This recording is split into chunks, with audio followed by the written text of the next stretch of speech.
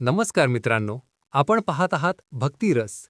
मित्रांनो, हिंदू नववर्षाची सुरुवात गुढीपाडवा या पवित्र सणाने होते. या दिवशी केलेले काही छोटे छोटे उपाय आयुष्यात मोठे बदल घडवू शकतात असे धर्मशास्त्रात सांगितले आहे. आज आम्ही तुम्हाला सांगणार आहोत एक असा सोप्पा आणि प्रभावी उपाय, जो गुढीपाडव्याच्या दिवशी केल्यास घरात सुख, समृद्धी आणि माता लक्ष्मीची कृपा कायम राहते. गुढीपाडव्याचा विशेष उपाय. गुढीपाडव्याच्या दिवशी सकाळी स्नान करून स्वच्छ कपडे घाला. यानंतर एक ताजी कडुलिंबाची पाने, थोडा गूळ आणि काळी मिरी घ्या.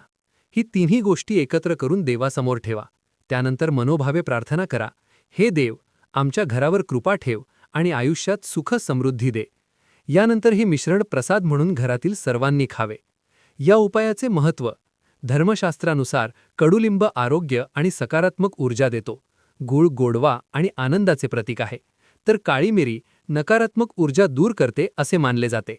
म्हणूनच गुढीपाडव्याच्या दिवशी हा प्रसाद खाल्ल्याने नवीन वर्ष आनंदी आणि समृद्धीने भरलेले जाते असे मानले जाते.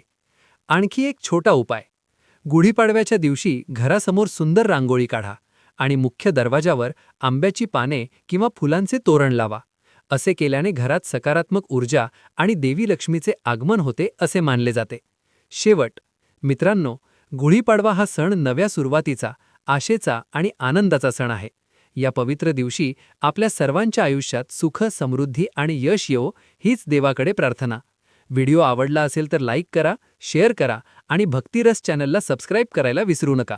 श्री स्वामी समर्थ. जय जय स्वामी समर्थ.